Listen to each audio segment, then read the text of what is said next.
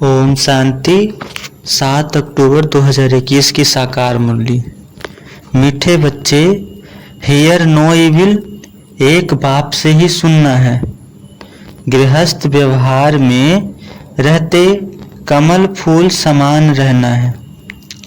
बाबा बोले मीठे बच्चे, हियर नो इविल एक बाप से ही सुनना है। गृहस्थ व्यवहार में रहते कमल फूल समान रहना है। प्रश्न है, किस खेल को यथार्थ रीति जानने वाले बच्चे कभी मूझ नहीं सकते?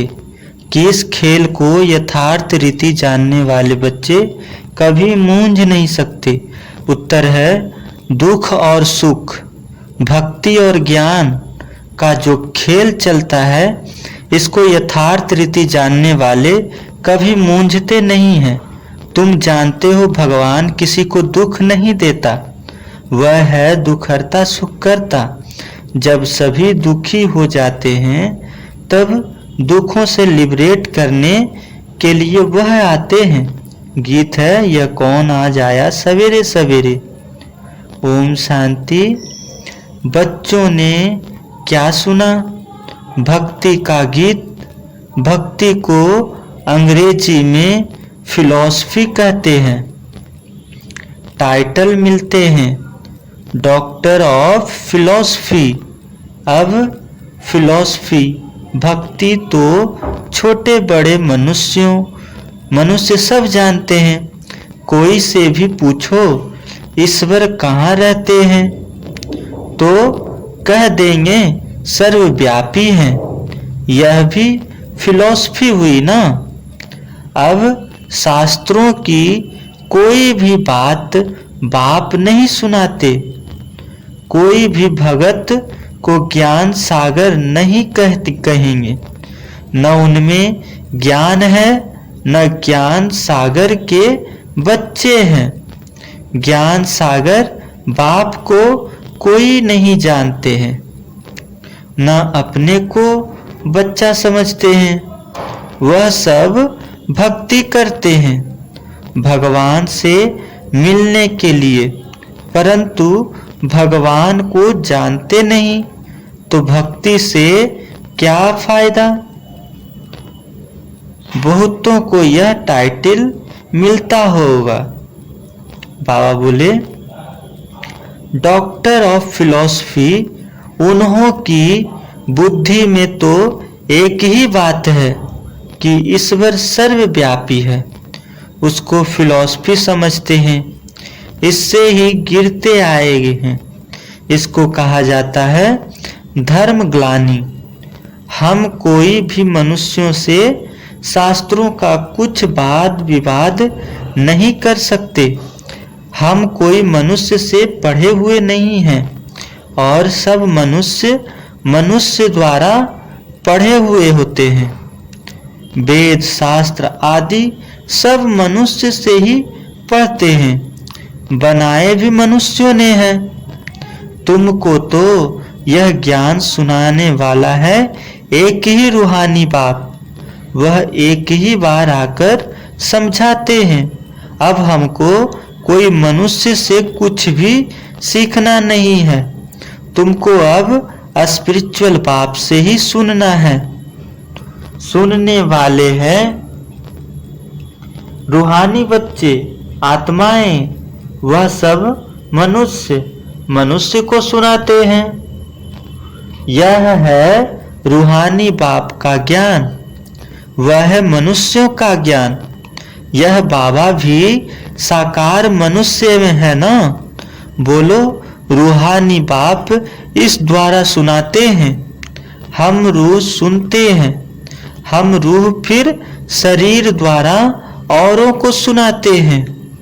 यह है रूहानी ज्ञान, बाकी सब है जिस्मानी। भक्ति में जिस्म की पूजा करते हैं। बाप कहते हैं, तुम अपने को मनुष्य या भगत न समझो, अपने को आत्मा समझ मुझ बाप को याद करो। तुम आत्माएं भाई भाई हो। गाया हुआ भी है, आत्मा परमात्मा अलग रहे बहुकाल। तो हमको कोई भी मनुष्य से सुनना नहीं है। कोई सवाल पूछे तो बोलो हमारा कोई शास्त्रों का ज्ञान नहीं है, हम उसको फिलॉसफी कहते हैं, अर्थात भक्ति मार्ग का ज्ञान है।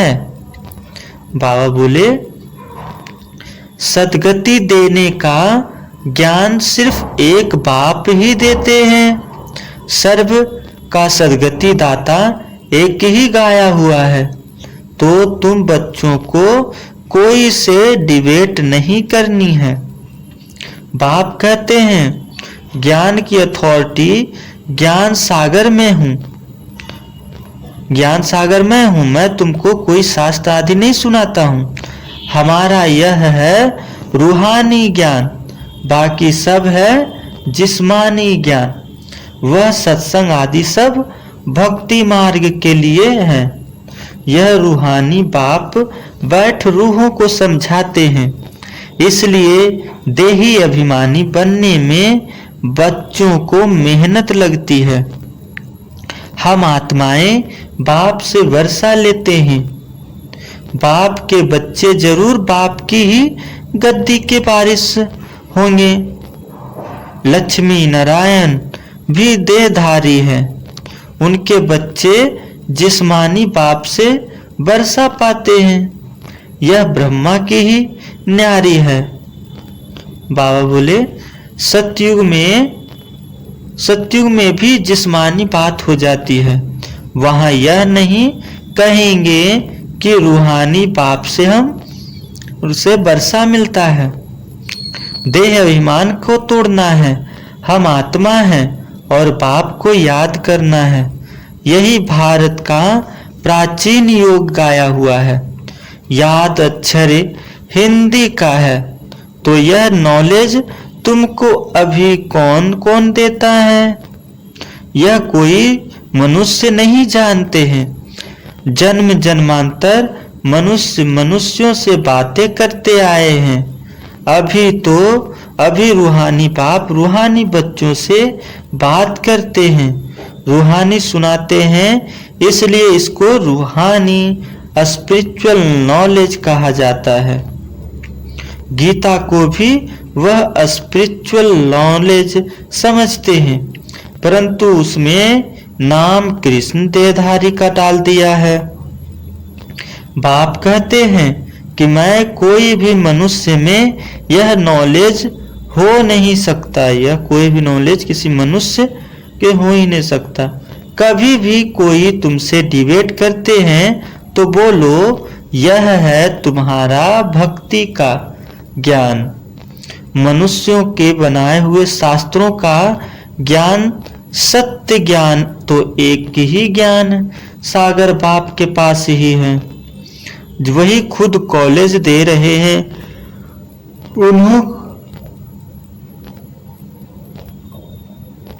उन्हें सुप्रीम बाप कहते हैं। पूजा भी उस निराकार की होती है।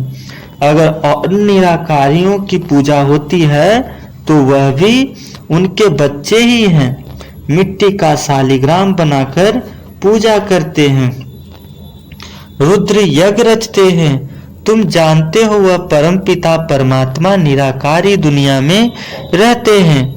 हम आत्माएं भी वहां रहती हैं।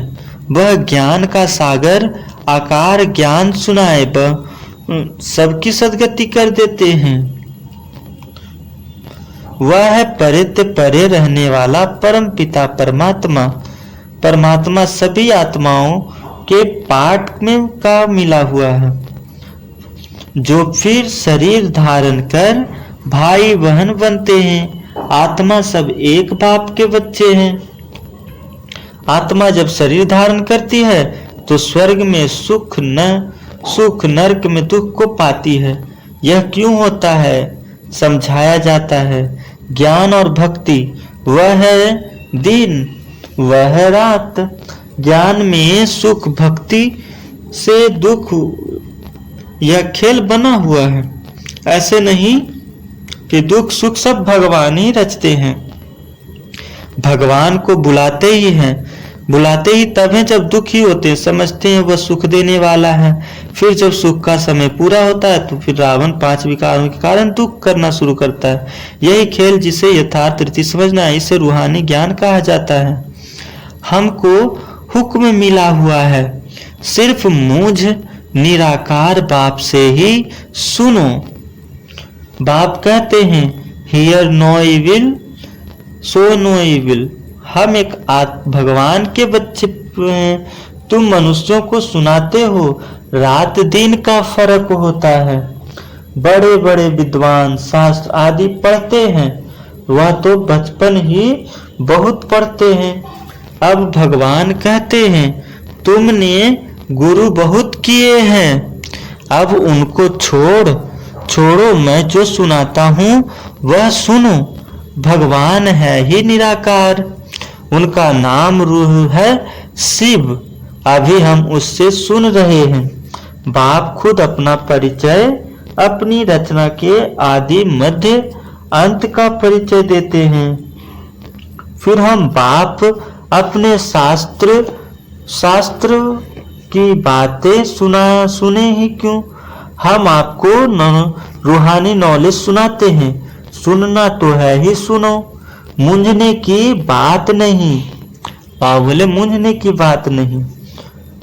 धरती सारी दुनिया है एक तरफ और तुम कितने थोड़े हो। बाप अब कहते हैं मुझे याद करो तो तुम्हारे ऊपर जो पापों का बोझा है वह उतर जाएगा और तुम पवित्र बन जाएंगे। जो पवित्र बन गए वही पवित्र दुनिया के मालिक बनेंगे। अभी पुरानी दुनिया बदलनी है, कलयुग के बाद सतयुग आना है। कलयुग है पावन दुनिया। कलयुग में ही मुझे बुलाते हैं कि आकर पावन से पावन बनाओ। सो मैं भी आया हूँ, मामेकम याद करो। अब दुनिया बदल रही है, यह अंतिम जन्म है। इस पुरानी देह में आसुरी राज्य खल्लास हो, राम राज्य स्थापन हो रहा है। इसलिए अब अंतिम जन्म गृहस्थ में रहो। बाबा बोले फूल समान रहते, घर गृहस्थ में रहते कमल फूल समान पवित्र बनो। यह विषय सागर है ना, कमल फूल पानी के ऊपर रहता है। तो अब तुम गृहस्थ व्यवहार में रहते कोमल फूल के समान पवित्र बनो। तुम ऐसे जानते हो हम राजाई स्थापन कर रहे हैं। अभी सारी दुनिया बदलनी है। वह धर्म स्थापक सिर्फ अपना धर्म स्थापन करते हैं। पहले वह पावन होने से सिर्फ पतित बनते हैं। सतगुरु तो एक ही सदगति देता है। मनुष्य गुरु को कहते हैं। जब सदगति में ज्ञान जाना चाहते हैं, जब पाप बहुत होते हैं तो रूहानी पाप ज्ञान सुनाते हैं। भक्ति का फल ज्ञान तुमको भगवान से मिलता है। भगवान कोई भक्ति नहीं सिखलाता है, वह तो ज्ञान देते हैं। कहते हैं मामेकम याद करो तो तुम्हारे विकर्म विनाश होंगे। और कोई पावन बनने का रास्ता नहीं है। नई दुनिया में सब सर्वव्यापी थे, अब पुरानी दुनिया में सब नरकवासी हैं। इसलिए बाप कहते हैं कि मैं सबका उद्धार करने आता हूँ। मैं ही आकर रूहानी ज्ञान दाता हूँ। बाप कितना परिचय दे रहे हैं। मैं तुम्हारा बाप हूँ। अभी यह नरक है। नई दुनिया को अब स्वर्ग कहा जाता है। ऐसे कैसे कहेंगे कि कहाँ यहाँ ही स्वर्ग है। जिनको बहुत ही वह स्वर्ग में है। स्वर्ग तो होता ही है नई दुनिया में। यहाँ स्वर्ग का आया हुआ है निमंत्रण। हम सब मनुष्यों की बात सुनते हैं। अभी कहते हैं तुमको तमो प्रधान से सतो प्रधान बन जाएंगे, बनाना है तो मामेकम याद करो। सारा दिन बुद्धि में यह नॉलेज रहती है, रहनी चाहिए। बाबा बोले अच्छा मीठे मीठे सिकिलधे बच्चों प्रति माता पिता बाप दादा का याद प्यार, गुड मॉर्निंग। रूहानी बाप की रूहानी बच्चों को नमस्ते। तो शुक्रिया बाबा शुक्रिया। तो हम रूहानी बच्चों की रूहानी माता पिता बाप दादा को याद प्यार, गुड मॉर्निंग और नमस्ते नमस्ते नमस्ते। धारणा के लिए मुख्य सार। पहला, एक बाप से ही रूहानी बातें सुननी है। किसी से दूसरी बातों का वाद विवाद नहीं करना है। एक बाप से ही रूहानी बातें सुननी है, किसी दूसरी बातों में बात विवाद नहीं करना है। दूसरा है देही अभिमानी बनने की मेहनत करनी है। सतो प्रधान बनने के लिए एक बाप को याद करते रहना है। वरदान है बाप के हाथ और साथ की स्मृति से मुश्किल को सहज बनाने वाले बेफिक्र बादशाह व निश्चिंत भव। बाप के साथ और साथ में स्मृति की मुश्किल को सहज बनाने वाले बेफिक्र व निमित्त भाव भव। जैसे किसी बड़े के हाथ में हाथ होता है तो स्थिति बेफिक्र व निश्चिंत रहती है। ऐसे हर कर्म में यही समझना चाहिए कि बाप दादा मेरे साथ भी हैं और हमारे इस अलौकिक जीवन में भी, जीवन का भी हाथ उनके हाथ में है। अर्थात जीवन उनके हवाले है, तो जिस जिम्मेदार भी उनकी ही हो जाती है। सभी बोझ बाप के ऊपर रख अपने को हल्का कर दो। बोझ उतारने व मुश्किल को सहज करने का साधन ही है बाप का हाथ और साथ। बाप का हाथ और साथ। स्लोगन पुरुषार्थ में सच्चाई हो तो बाप दादा की एक्स्ट्रा मदद का अनुभव होगा। पुरुषार्थ में सच्चाई हो तो बाप दादा की एक्स्ट्रा मदद का अनुभव करेंगे। आज है मातेश्वरी जी के अनमोल महावाक्य। पहला में ज्ञान योग और दैवी गुणों की धारण जीवन का आधार है। ज्ञान योग और दैवी गुणों की धारणा जीवन का आधार है।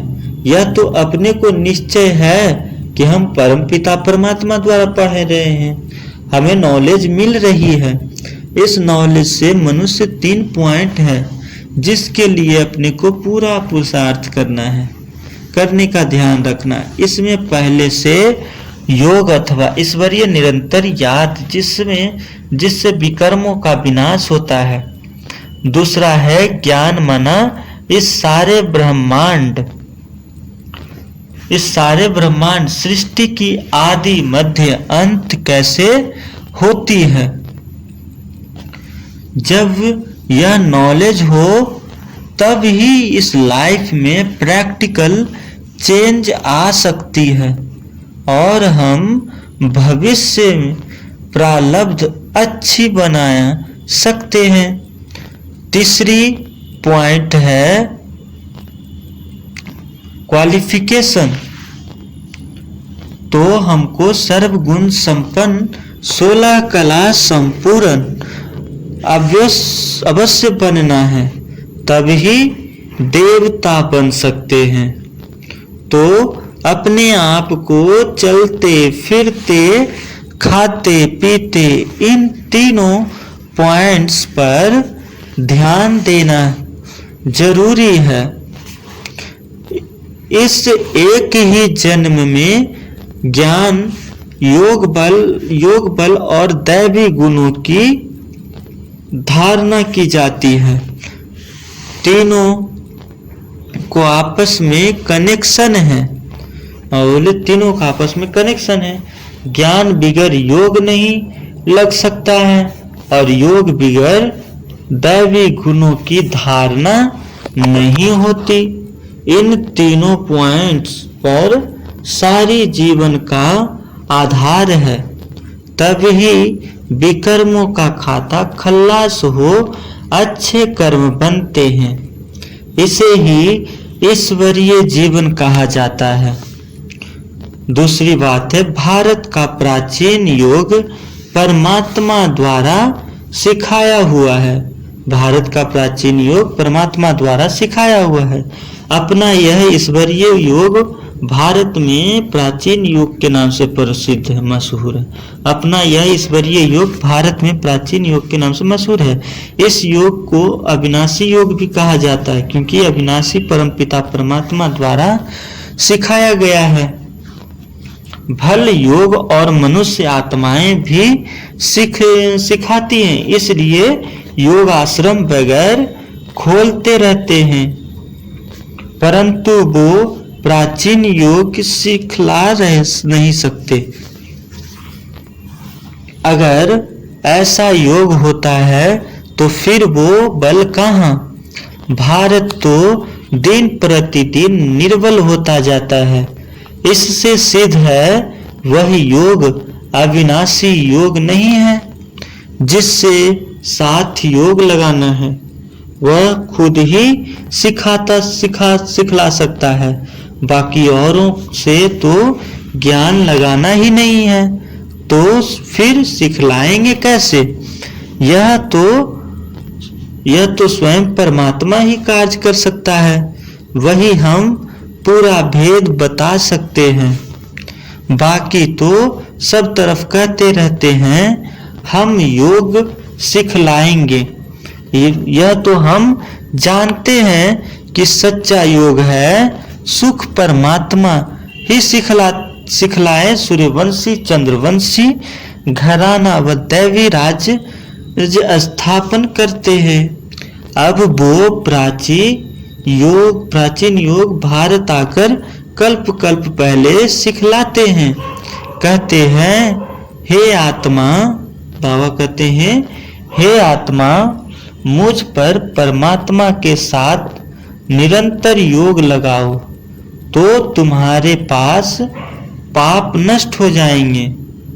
मुझे परमात्मा के साथ साथ बिस्तर भी लगाओ, तुम्हारे पास